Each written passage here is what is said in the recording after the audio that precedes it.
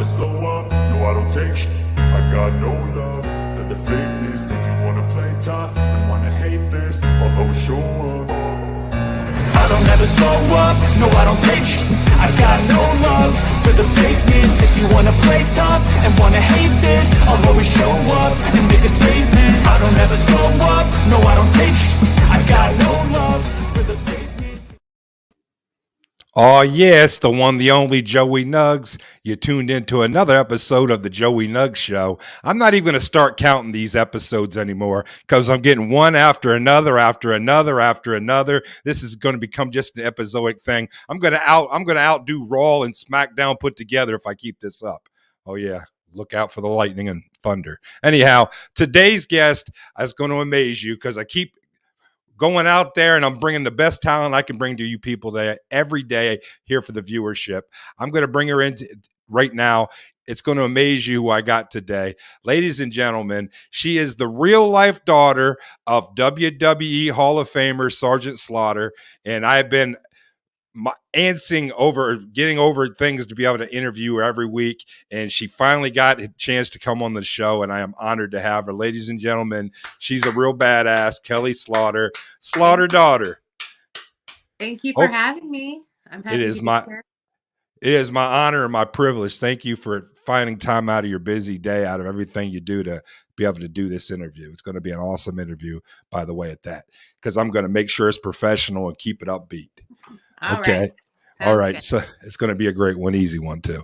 Okay. In case you don't know about her, of course, like I said, I gave her a great description of who she is, but more than anything, beyond being the daughter, she's got a great life all in her own. She's like remarkable as a person. You want to talk about someone that could be an inspiring person. That is someone that's going to inspire you. I've been watching your story. I did my research and my back on you to trying to figure out who I was interviewing. I just didn't walk in here and just be all willy-nilly. I don't know if that's a word I'm supposed to use on the internet, willy or nilly, but I'm going to use it today. So we obviously, like I said, I'm going to get to your father part in a minute. I want to tell more people, who is Kelly Slaughter as a person? Tell the people your story. Well, when COVID hit, the pandemic started, and one of the high risk factors at that time was obesity. And I was obese. I was morbidly obese. And I said to myself, there's no way in. Can I cuss on here, Joe? Yes. Okay. Yes, you can. Let it rip.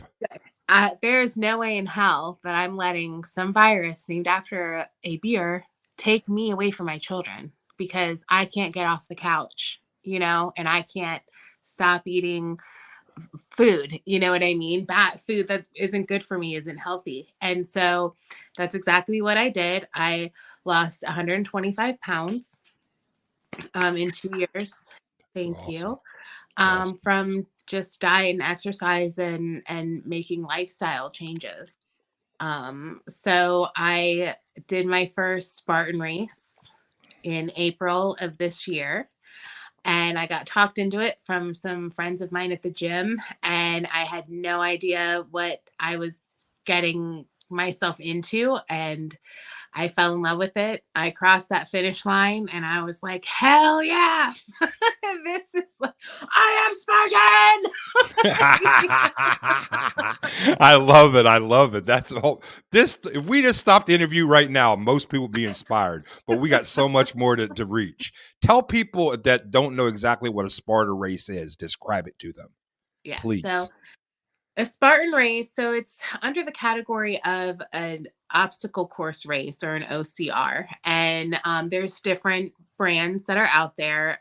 Spartan just happens to be one of them. And they're like the cream of the crop. They're the most challenging. They were the first ones. They do own some other ones, like Tough Mudder, I believe is one that you may have heard of, that is owned by Spartan. But it's basically, there are different distances. So there's different length races. And then there's obstacles during that race that you have to go through.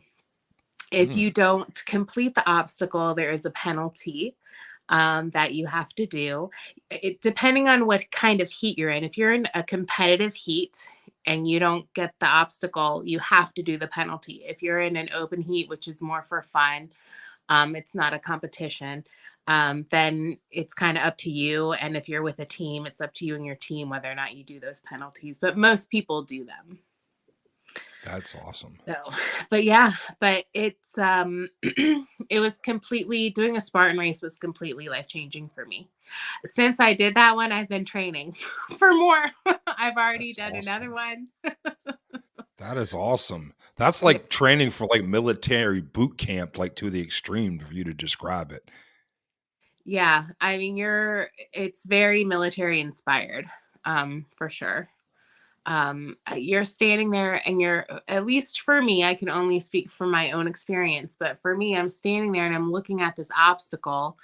And, obviously this translates into life too, right? Because you come to some kind of obstacle in your life and you don't know how to get through it, but you have to get through it.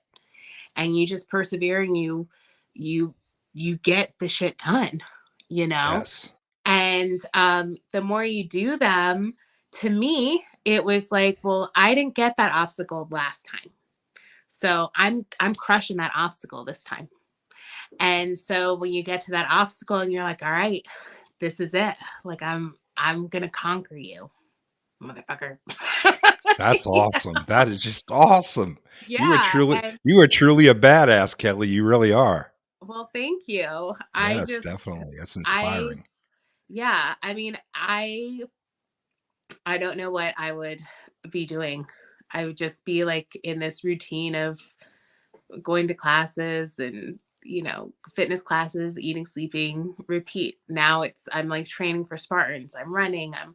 I'm going out on trails and running. It's like totally opened up a whole new world for me. And Spartan even has these like functional fitness type of race, I guess you could call it, called a DECA. And there's 10 Mhm. different like functional fitness stations. So it's kind of like CrossFit. So you've got like different stations you go through, and it's timed. And then they have that one. Then they have one that includes running. And then they have one that includes like, it's a total of a mile, I believe, throughout the whole um, DECA. But so I've done one of those. I've done a Spartan sprint, which is a 5K. That's where I started. And then I did the 10K, which is called a super. And that we had 39 obstacles with that one. And now I'm training for what's called the Beast. And that is a 21K, which is a half marathon. So it's like a little over 13 miles. Wow. And it's supposed to be 40 obstacles, but I feel like the super was 39 obstacles. So I feel like it'll probably be closer to 45, maybe. I don't know. Wow. I don't know. We'll That's see. But wow. yeah, and Wow. sometimes they'll take an obstacle that you've done in the sprint and you've done in the super, and now because you're doing it at the beast, it's like they bring it up a level. Like it's the same obstacle, but now there might be something else added to it that makes it like even harder, even more challenging to have to do. Like maybe there's this thing called a slip wall.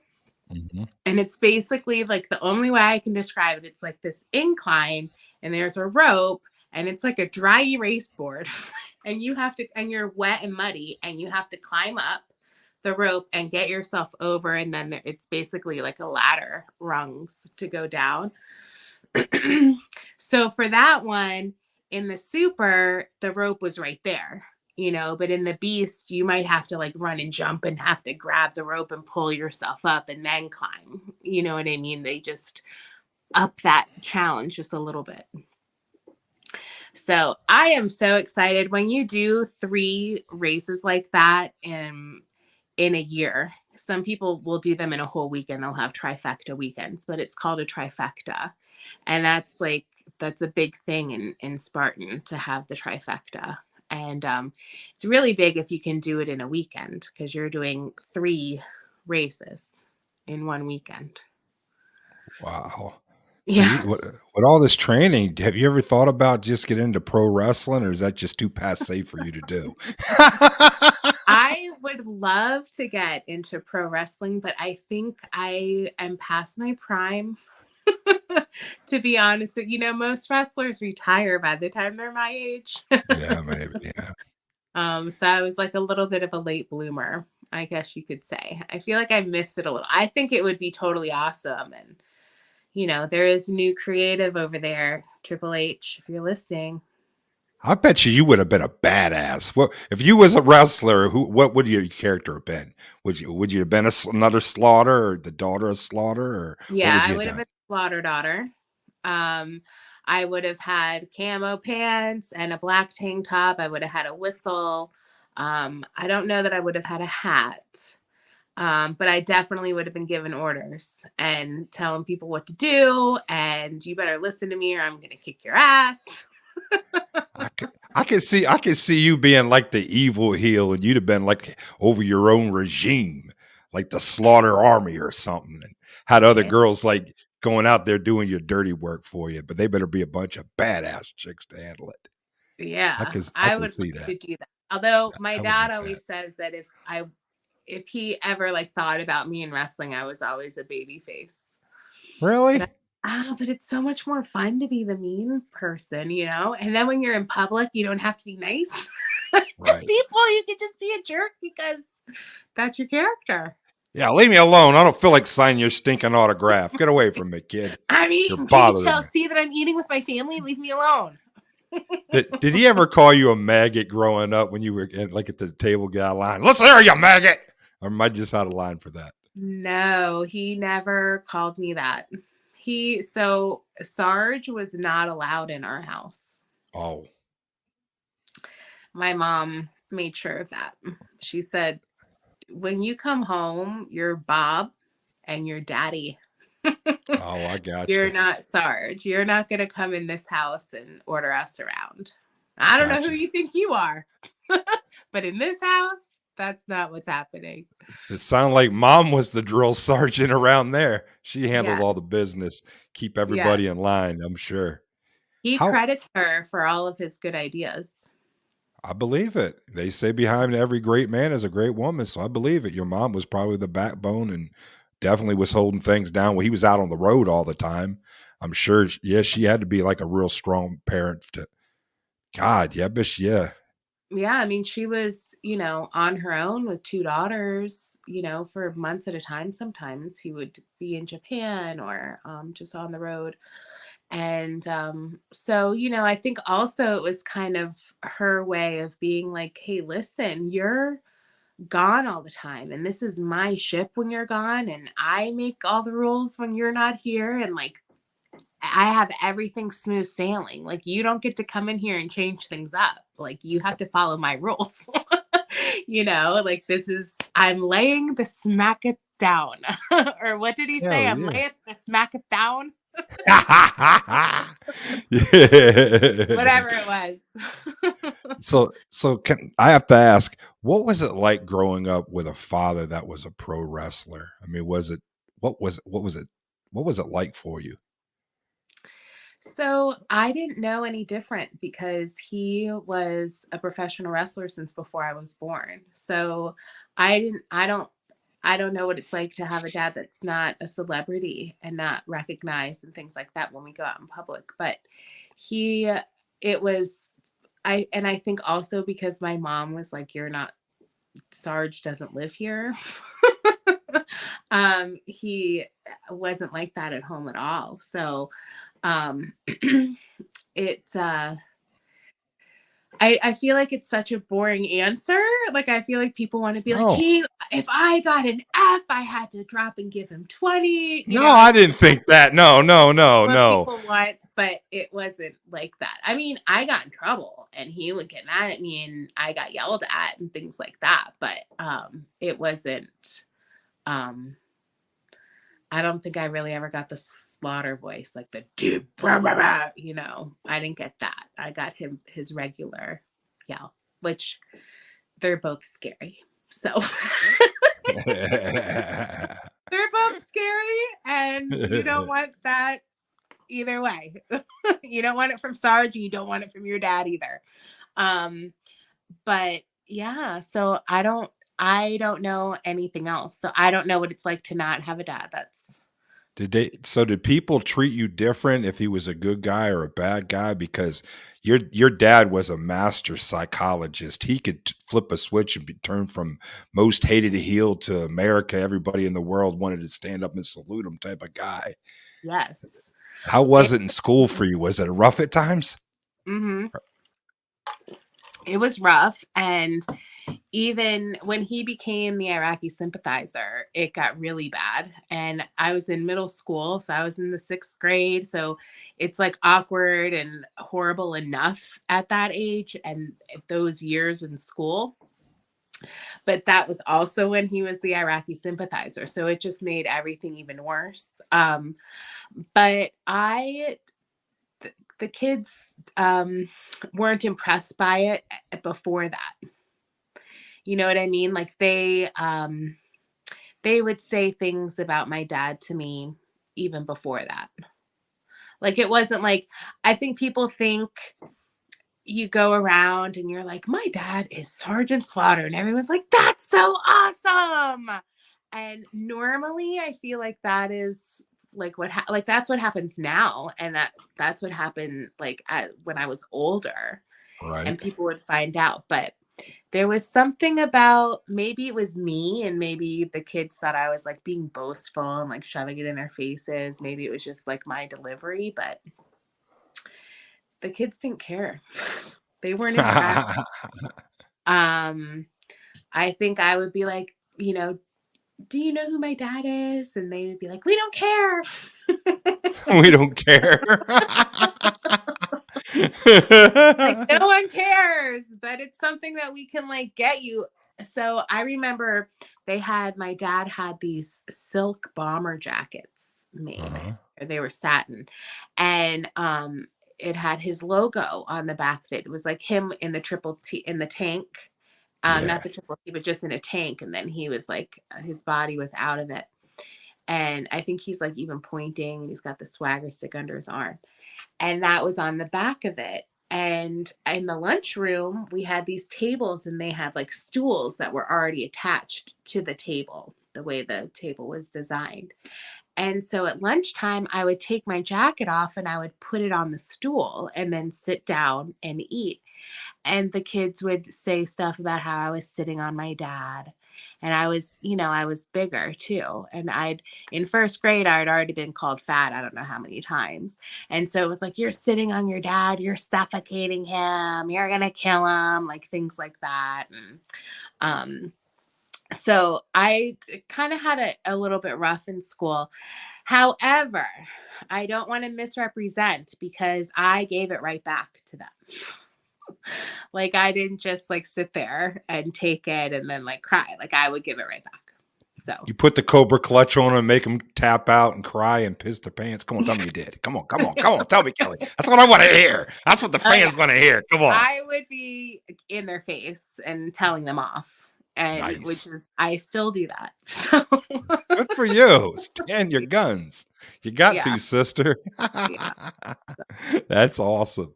That's Mhm. awesome. So kids didn't ever try to be your friend to try to get free WrestleMania tickets or something. Did they ever try Yeah. doing that type of stuff? Yes. Oh, That happened. fake it. Or to try to meet him. There was this one boy who like basically pretended that he wanted to like be my boyfriend, and he wanted to like come over, and What a douchebag. so he came over, and when his mom, I can't remember if it was when his mom picked him up or dropped him off, um but our mom started talking, and my mom said that his mom said to her, please thank your husband so much for putting this together and letting my son come and meet him and blah, blah. My mom was like, what are you talking about? My husband didn't put this together. This was I just thought that he was coming over to play with Kelly. It was Kelly's friend. And she was like, Mm. oh.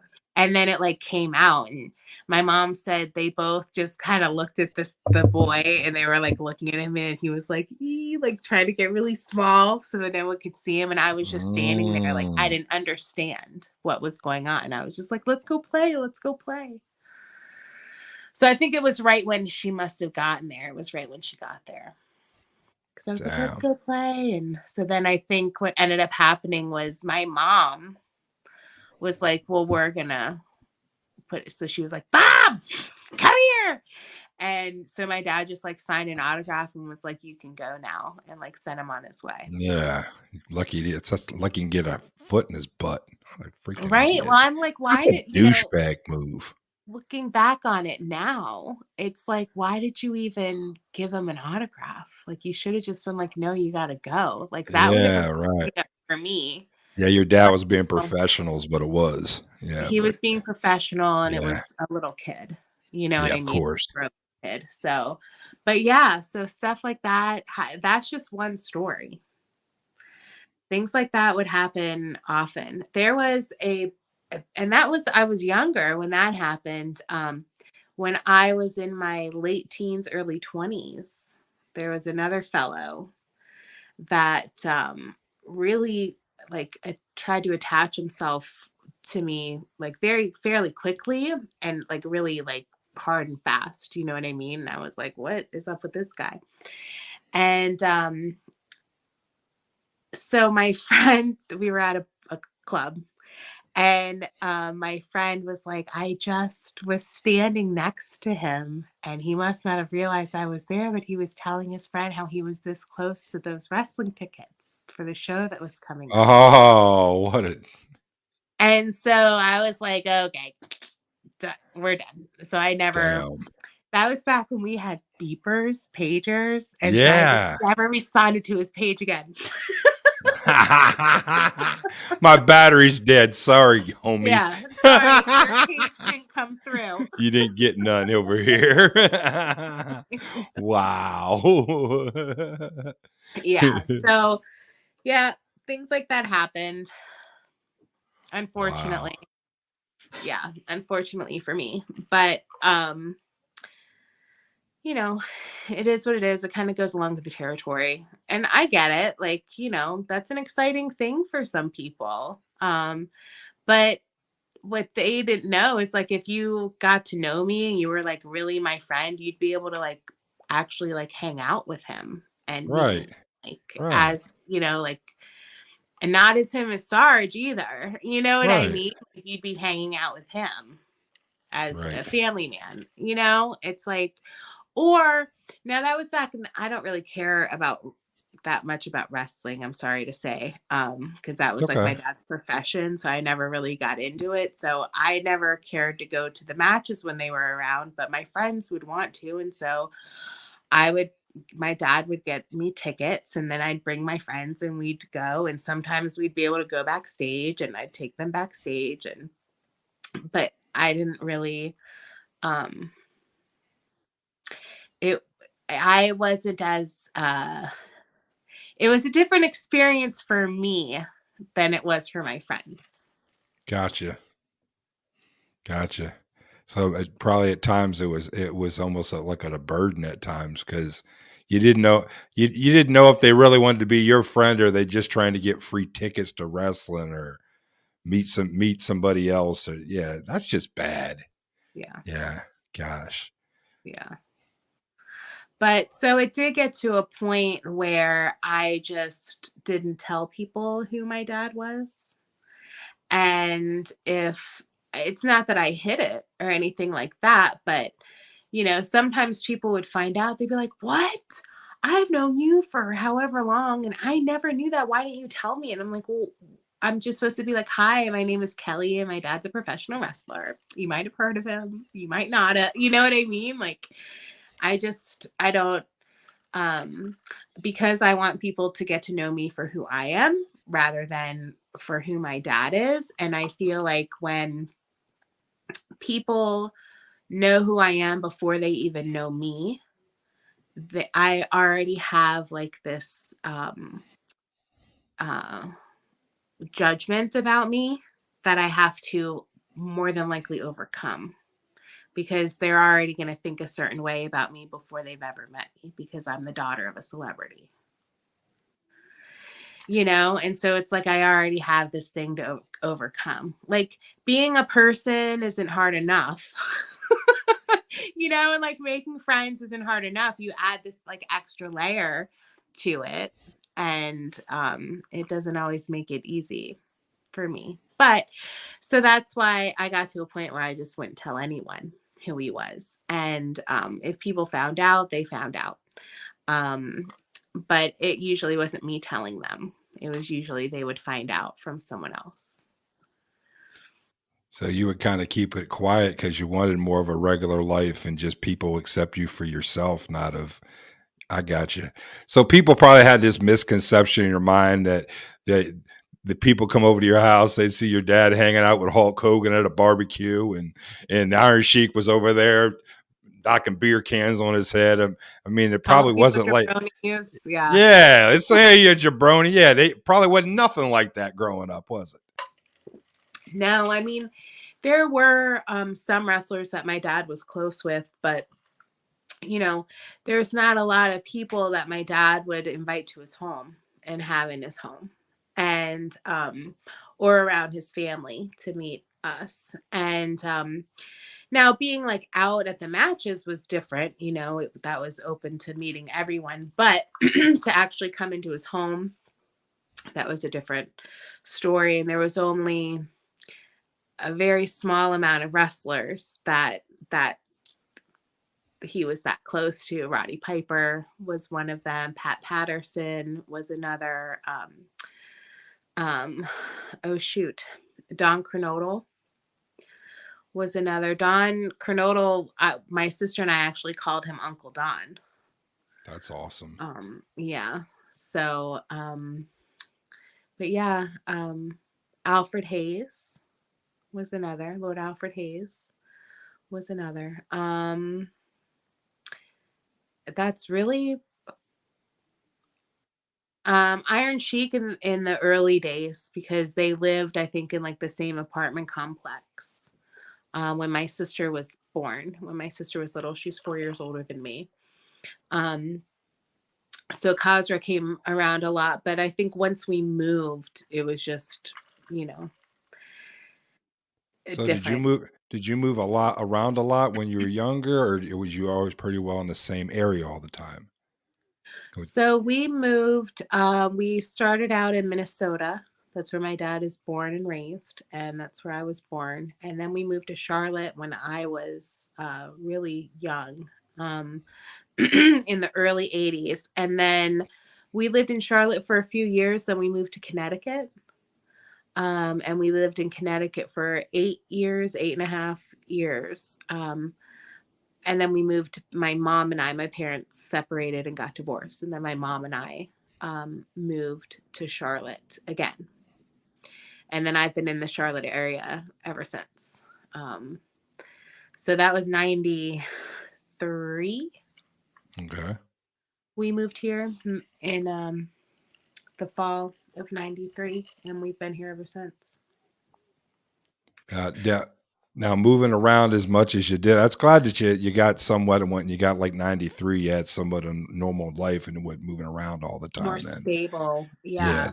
Because it was hard. It was actually really hard to leave Connecticut, because that's really where I grew up. And when people ask me where I'm from, because I've lived so many different places, I always say I'm from Connecticut, because that is where I spent like my formidable years. It was like all of elementary, all of middle, and then a little bit of high school was spent in Connecticut. So I feel like that's where I grew up. So that's where I'm from.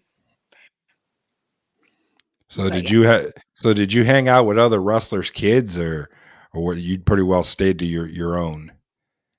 I didn't hang out really with other wrestlers' kids unless they were coming to visit. Like Roddy Piper's kids, I think he has 4 children. And I think I only met and hung out with 2 of them. because the other two weren't born yet, because it was very early on.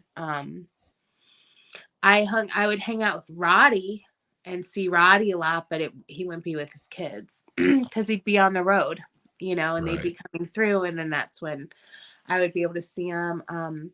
Alfred Hayes's kids, but I was super young then too.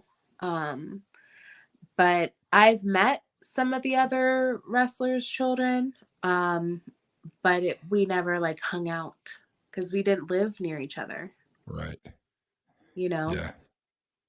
So, um, yeah, and like I think I remember meeting Rock, but he wasn't called that then. Like, but it's like very like I only recognize like a picture that I saw of him, being like, oh yeah, I think I did meet him, but it was like so long ago. I mean, Was I've he met really young him then, or was he when we were like, young. When we were young, okay, he would have been like 17.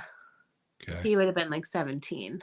But I was younger. I would have been like 10. gotcha, Like he went gotcha, hanging out with me. I was 10. You gotcha. um, but just like seeing a picture from him around that age, I was like, oh yeah, I do think I remember meeting him like back then. But it was just like, yeah, hi, bye. It wasn't. We didn't like hang out. Um, so yeah, they're really. I've met. I met Ric Flair's um, son, but I can't remember which son I met in the mall when Rick was at the mall. I used to work at the mall, and Rick came to the mall, and I was like, Rick, I'm Sargent's daughter, and he was like, oh hey, this is my son. I was like, hey, and then that was it. Must have been maybe David, maybe his older son. It might have been. Yeah, maybe. I don't know. He had a couple of. I think he has quite a few different kids, so I mean, it's hard to keep up with all of them. He had multiple wives too, so I don't know Yeah, his story that well, but I mean, I read the magazines growing up. yeah. He was whichever son it was. They were younger than me, Okay. so like I was working, and they weren't. They were not old enough to work at all. Okay. So, Okay. um, but yeah, I don't remember which one it was because we were like in passing, like Mhm. in the like walking in the mall. But yeah, no, I never really hung out with a lot of them. Ain't nothing wrong with that. It sounds like you had your own chance to have your own life away from all the craziness of show business. Mm-hmm. Yeah, Yeah. you seem like you're a well-rounded individual that you didn't let it all get to your head and destroy you. You seem like you kept it together, and that's an awesome thing because there's Yeah. so Well, many bad stories you hear out here of things. yes. And I think, my parents had a lot to do with that. And because I think my mom kept my dad grounded. And so she never really let him get this big head and this big ego. And, you know, my dad and mom met when they were so young. I mean, my mom was 15 when they met. Wow. They were married when like the week after she turned 18. And, um, you know, they have grown up together. And so when he decided to do wrestling, my mom was like, no, you're not. I didn't marry a wrestler. I married a barber and a roofer, and that is what you're going to be doing. And Wow. he was like, no, I really think I want to try this wrestling thing out. And so she like fought him on it. And I also think that's where Sarge isn't allowed in this house came from because she wanted nothing to do with wrestling. Oh, I got you. I got you. And so my dad, he had like in our basement, he had like his office, and we had a family. It was like a finished basement, and he had his office. And so that's where Sarge was. So that's where all of his memorabilia and posters and magazines and figures and all that was down there. But it wasn't in the house. So tell me more about your social media. I'm seeing so many different things that you're doing on social media. Tell us about that. So as far as You have so much stuff going. I see the daughter, was it Slaughter Daughter, And I seen that. And then you have Yeah, yeah, I I seen have. that. Tell us about that. So I have on Instagram, it's Slaughter Daughter Official. Uh-huh. On Facebook, I've got Slaughter Daughter, the page, and then Kelly Slaughter. And then on Twitter, I'm underscore SGT Daughter. But I also have a YouTube page, Slaughter Daughter Official. And my YouTube channel is basically just me and my dad having conversations and him telling stories. And sometimes we go live. So you're able to, ask questions and we can answer those. I do have a whole episode on Spartan races. So if anybody is interested in learning more about Spartan and any OCR, just check that out. I've got video, pictures, all that stuff. Video of me struggling to do these obstacles because I wanted to show like real people doing it. Right. And I think that's, to me, that means more than, I mean, if they'd have done it like the polished Hollywood and you went through the first time and you went right through it, it would have been like pre-planned. But no, if you see someone going through the struggle, then it seems more real to them. Like, and she did this, I can do this too. Yeah. I love stories like that can inspire people to step outside their comfort zone. Yes. And that's exactly why if you follow me on Instagram or you follow me on Facebook, I post, my sweaty selfies. Sometimes I'll post like the actual workout that I did that day. I just got on TikTok and TikTok, I think it's the real Slaughter Daughter. I'm not that good on TikTok. On the TikTok. The I don't know ticka-taka. what I'm I'm not, saying. I don't, The yeah, I ticky and the don't, talkie. I don't yeah, know what I'm I doing don't on. know it either. I know you can do up to, I think it was 3 seconds originally. Now you can do up to 10 minutes. I So don't know. I'm I thinking could about chopping barely. up some footage and like throwing up just like as a streamer or something, maybe get as a jump off point. I'm not sure. I'm middle aged. I'm 52 years old. A lot of this has passed me when it comes to internet and the social media world. I don't know. I am so technically challenged. It's not even funny. Yes. It took me like 3 hours to do like a 30-second video, and I still didn't get it right. I at the end of it, I was like, "Fuck it, that's it. Yeah. I'm done. This is what I'm posting. I'm done." See, you should have put all that out. The behind the scenes, you yelling and acting a fool and smashing the camera. That'd have been the footage that have probably got you a billion hits on TikTok. Going like this on my phone. Stop it. I hate this stuff. Yelling at my phone. See, that would be. See, if you did that, that would get a billion hits. Yeah. Because that there you doesn't go. seem polished. That seems real. You got to the point you just slammed the phone against the wall. The hell with this TikTok crap. Oh my goodness. But yeah, so I'm new to TikTok, so bear with me there on my Uh-huh. videos. But the reason why I post all of that stuff is to inspire people to get out there. And I know how hard it is because I was there. You know what I mean? Like, I know how hard it is to get off the couch or to get out of your chair, whatever it is, and to go out there and to get moving. And it's scary. And, I think a lot of people feel like you need to lose weight before you even go to the gym, which is not true at all. Nope. But I started just by walking in my neighborhood. And I tell people baby steps. Like I literally walked 5 houses and then turned around and walked back. And that's all I did that day because I could barely do that without feeling like I wanted to die and was having a heat stroke. you know? And then the next day I went out there and I went 6 houses and turned around and came back. And then the next day I went 7 houses and turned around and came back. And I worked up to eventually I was walking 5 miles or more a day. Wow.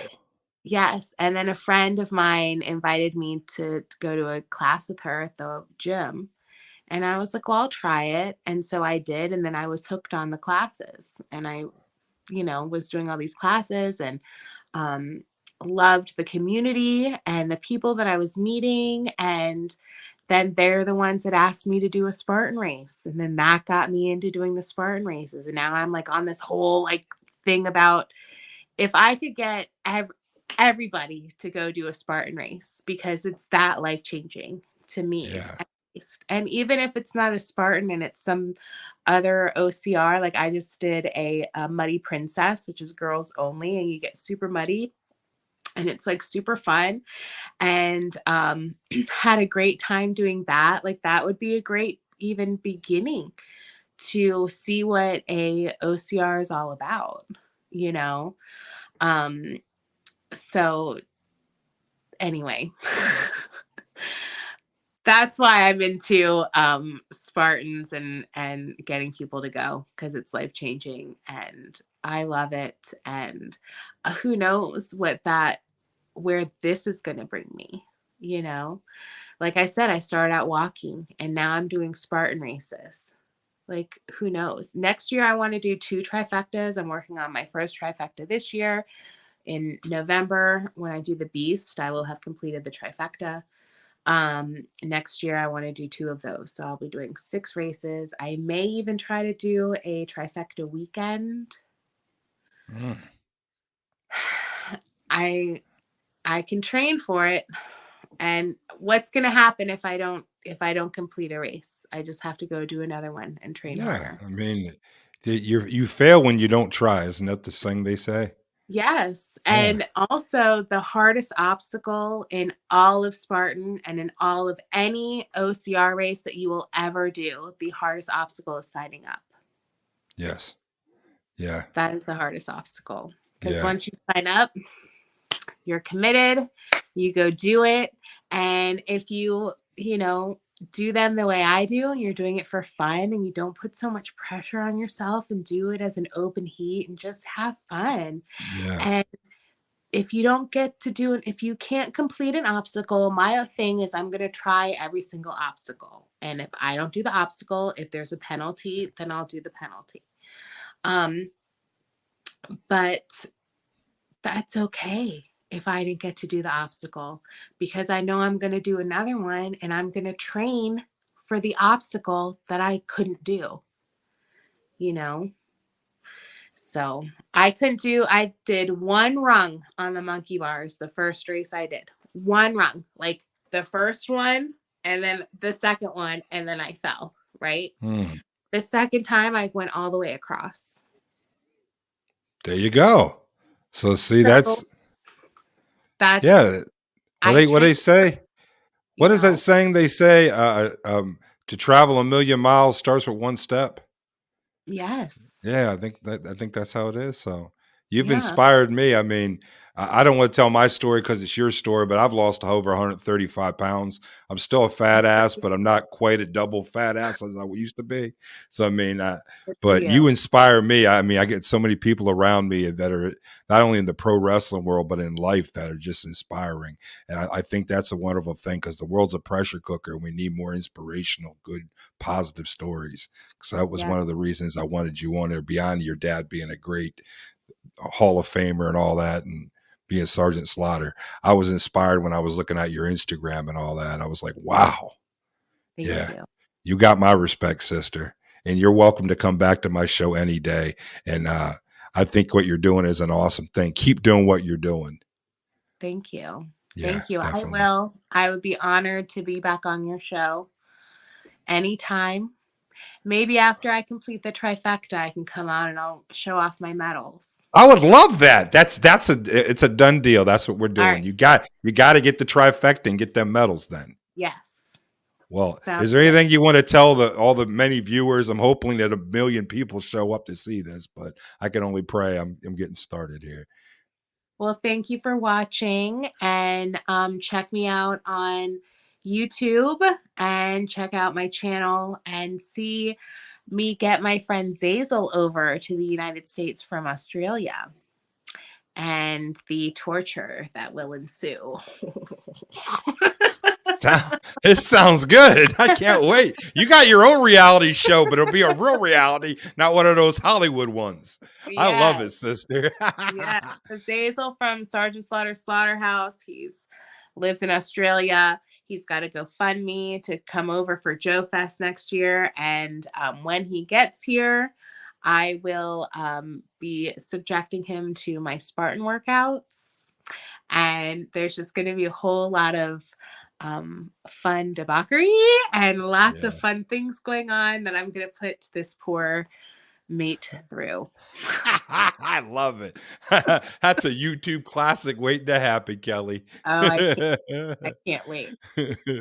Well, I thank you once again for coming on the show. You're welcome back anytime. We keep watching everything that's Kelly's doing because it's inspirational. Truly is. It's been another episode of the Joey Nuggs Show. Thanks again for coming out, and hope everyone enjoys the show. And this will be airing once again at our new time and new day. Sunday at 6:05 Eastern. It's a throwback to in respect to all those old school wrestling fans. So some people are getting it. Thank you, Baby Doll, for giving me the inspiration to changing it to that. See you, everybody. Have a great day. Bye-bye now.